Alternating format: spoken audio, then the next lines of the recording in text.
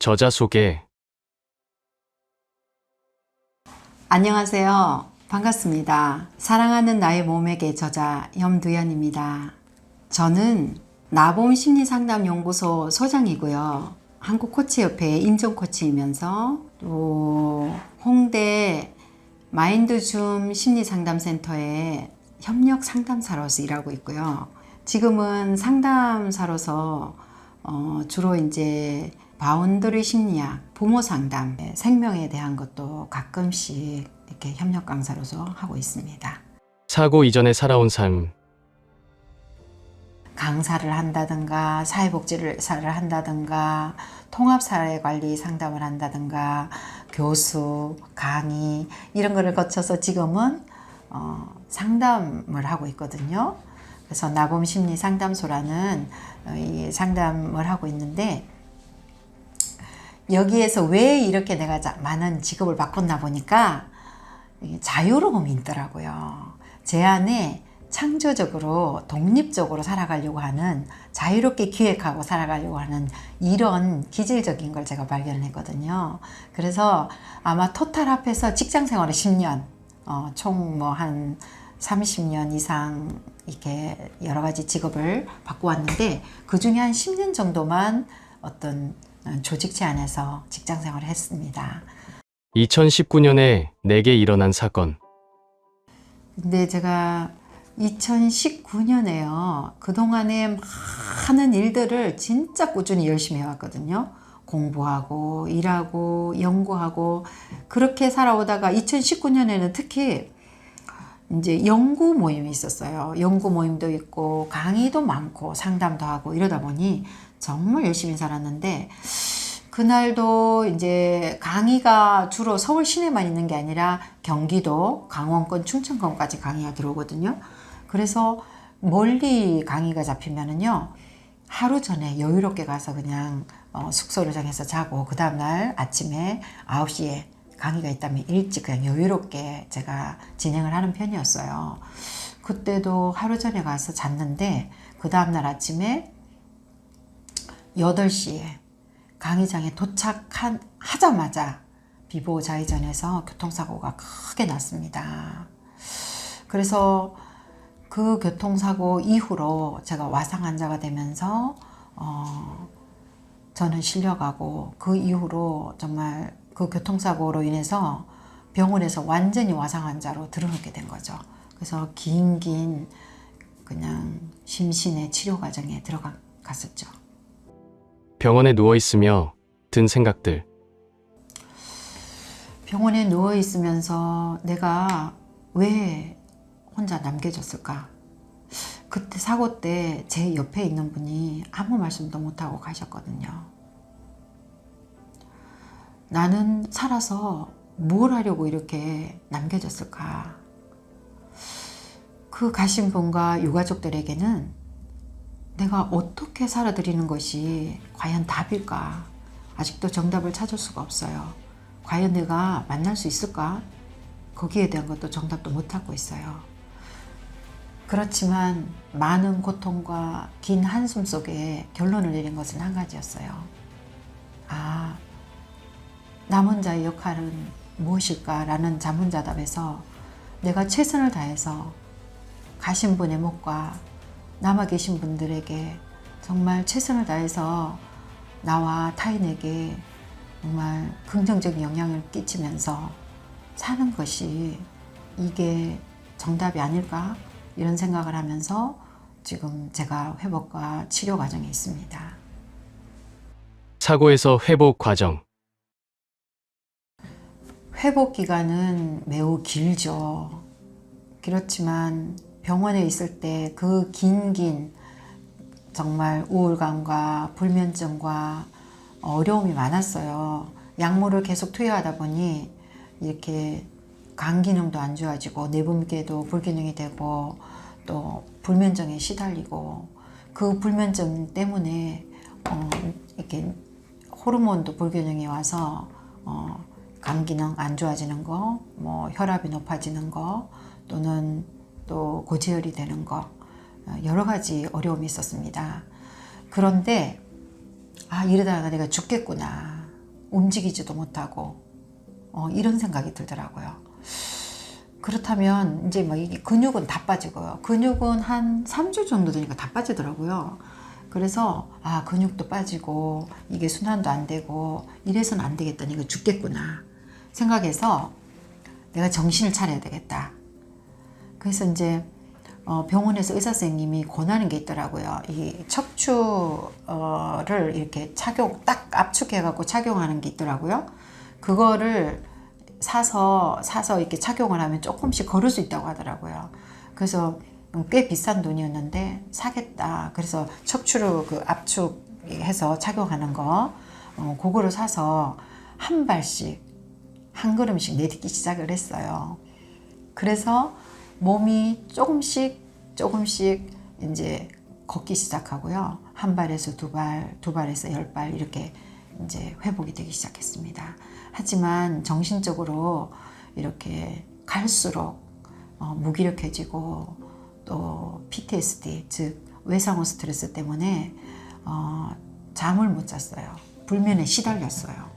그래서 이것 때문에 정말 오랫동안 몸부림치면서 제가 회복과 치유, 약물과 제가 알고 있는 심리 치료를 저한테 적용을 했어요.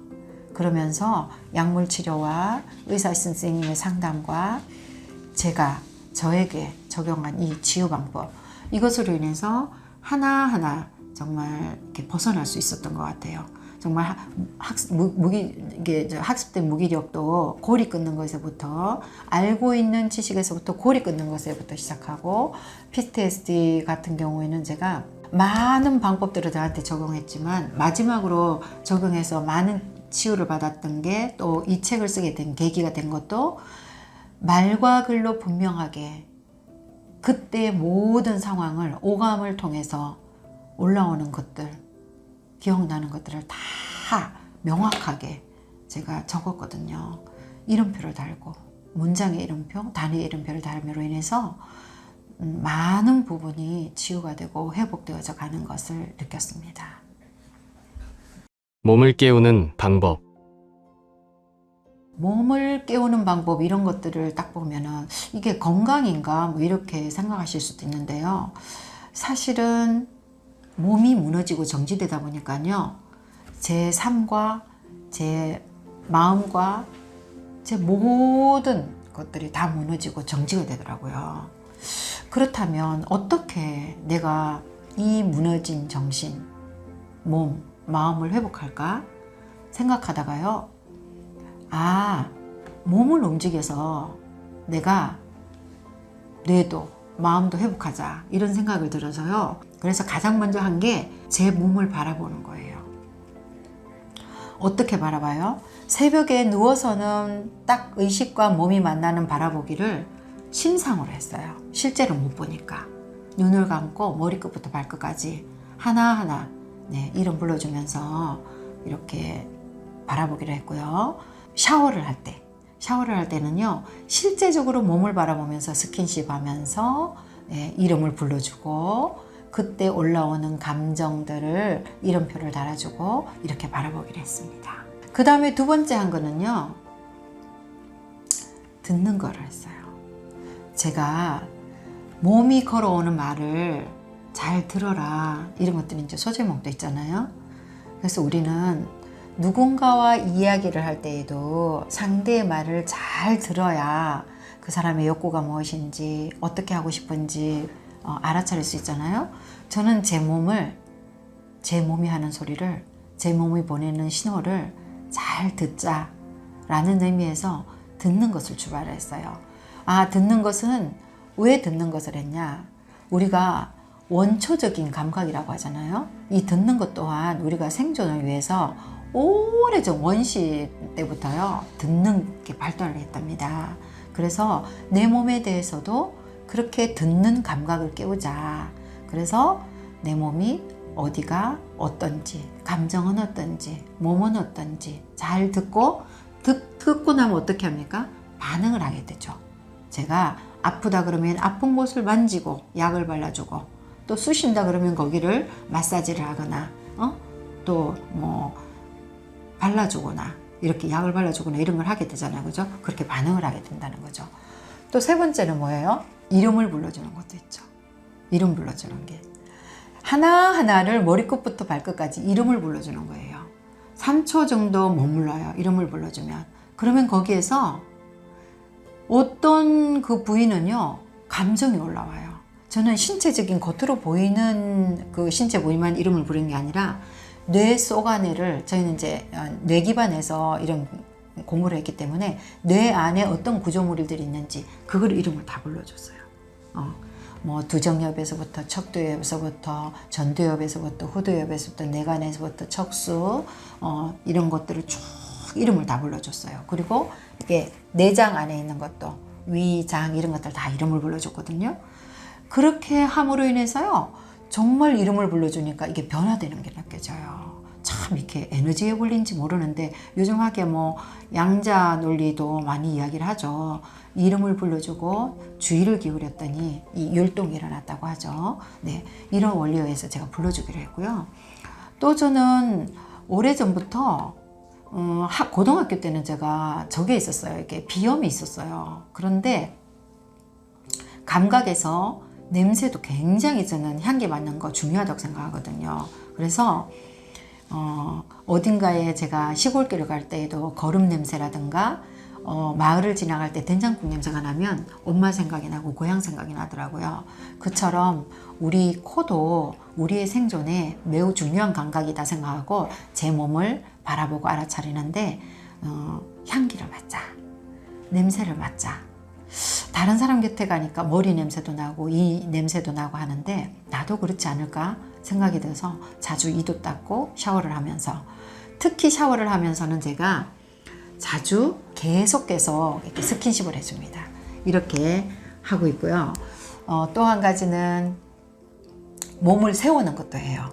그래서 파워 포즈를 하고 균형 감각을 맞추기 위해서 좌우로 이렇게 움직이는 것들, 걸어가기, 걷기 막 이런 것들 있잖아요. 좌우로 이렇게 체조하는 거, 파워 포즈 하는 거, 자세를 바르게 하는 거, 이로 인해서 내 안에 있는 모든 신체 기능들이 제 위치에서 정상적으로 잘 돌아가는 생각으로, 잘 율동하는 생각으로, 이렇게 제 안에는 10가지의 방법이 있었는데 오늘은 제가 총 한 5가지 정도 이야기를 한 것 같습니다.